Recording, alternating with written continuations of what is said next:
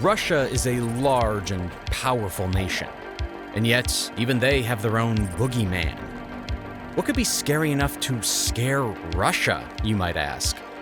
Well, how about a coalition of nations meant to defend against Russian advancement? In other words, NATO. Russia has demanded that NATO should stop expanding eastwards. Presidents of Albania and Croatia to join NATO, threatening Russian security. Montenegro joins NATO. Vladimir Putin responds to NATO's expansion. Finland and Sweden. The leaders of the country have formally announced their intention to join NATO. Russia's land border with NATO doubling in length. For decades now, Russia and NATO have danced around each other, trying to seek peaceful resolutions. And now Russia has woken up to the harsh reality of NATO's strength, a power they can no longer afford to ignore. Russia is so scared of NATO's advancements that this year they went to war with Ukraine over the country's decision to apply for NATO membership. Imagine that, attacking an independent democracy over the fear of what if. So now, let's take a look into what NATO really is and why Russia seems so terrified of them. So we're going to be going pretty in-depth with this video, and as the YouTube algorithm isn't always favorable to war-related topics, your likes would help in pushing this video up. Alright, let's move on. To understand why Putin fears this alliance, it's essential that we thoroughly define what NATO is and why it exists. We're going to have to go way back for this one, so let's take a trip through history, shall we? You see, after the Second World War, the war that lasted between 1939 and 1945, the Soviet Union refused to withdraw forces from Eastern Europe. Maybe it was anger from the severe losses the Soviet Union experienced during the war, or maybe it was greed in an attempt to secure more resources. Whatever the reason, they didn't withdraw. In 1948, they then circled Berlin, Germany's capital. This forced the other world superpower, the United States, to take action in a bid to halt the advances of the Soviet Union. In this attempt to counter Soviet expansionism, NATO was founded in 1949. That was the birth of what is now Moscow's nightmare. NATO stands for the North Atlantic Treaty Organization, and when it was formed, it had 12 member countries. This included, apart from the US, Britain, France, Canada, Italy, the Netherlands, Iceland, Belgium, Luxembourg, Norway, Portugal, and Denmark. Yes, I know, they are all heavy hitters. Today, however, NATO has 30 member countries, and it is more powerful than it has ever been. The newest member state is North Macedonia, which joined in 2020. There are also 3 so-called partner countries, that is Ukraine, Bosnia and Herzegovina, and Georgia, that have all declared their aspirations to become part of the alliance. This will only increase the resources and the strength of the alliance. However, this declaration of intent is part of the reason why Russian discontent exists. I'll talk about that in a moment. In essence, NATO is a military alliance, created to act as a common security policy for all member states. What I mean by that is that if a NATO member country is invaded, this will be considered an invasion of all NATO member countries. An attack on one is an attack on all. Therefore, all NATO member countries will act against the invasion. You know the drill, it's much like brothers do on the playground. NATO says its purpose is to guarantee the freedom and security of its members through political and military means. This is the key statement in the NATO pact, and it is the reason that Russia is so afraid of NATO. And this is the part specifically where Russian fear kicks in. When the Soviet Union collapsed on December 25th, 1991, about 31 years ago, 15 new countries emerged from the rubble. These are Armenia, Azerbaijan, Belarus, Estonia, Georgia, Kazakhstan, Kyrgyzstan, Latvia, Lithuania, Moldova, Russia. Give me a second, let me catch my breath. Okay, and then finally Tajikistan, Turkmenistan, Ukraine, and Uzbekistan. Despite the Soviet Union's collapse, Russia, the main state that remained, has pushed a policy that has kept these separatist states on their toes. That finally started proving to be a bad strategy when those countries started joining NATO. Russian aggression pushed them into the hands of the enemy.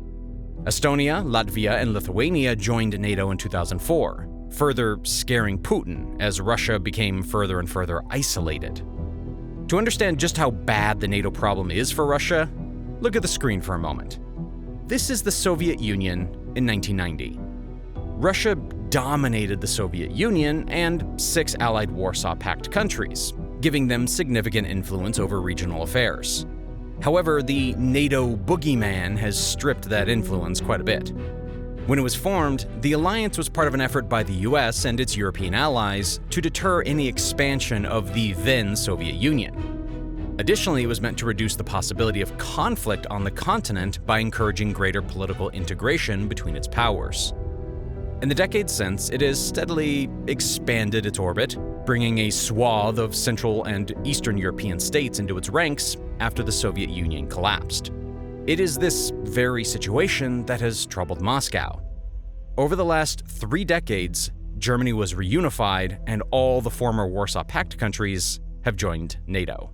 In addition, as I mentioned before, 3 countries that were once part of the Soviet Union, Estonia, Latvia, and Lithuania, have joined NATO as well. This has reduced what was once a large area of influence for the Soviet Union to little more than domestic influence for Russia, the Soviets' successor state. Remember this map? Over the last decades, it has been reduced to this, a mere fraction of what it used to be. That's gotta be hard to take if you're trying to return to the glory days of the Soviet Union.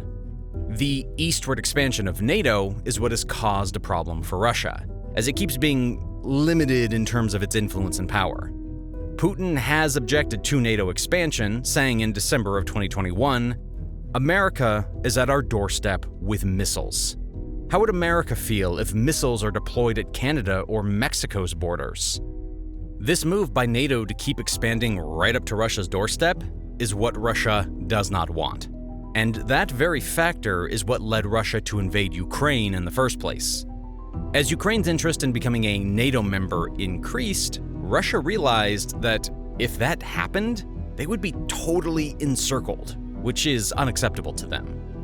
Ukraine, being the second biggest Soviet successor state, means that they have quite the influence, the resources, and the manpower.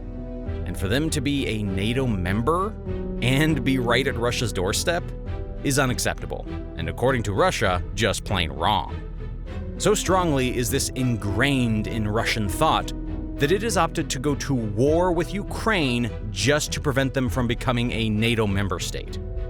Russia's approach has resulted in them having tense relations with the rest of Europe, particularly to NATO. This is resulting in some pretty tense and close confrontational encounters with NATO. Let's take a look at what Russia wants, or rather is demanding of NATO in these dire circumstances.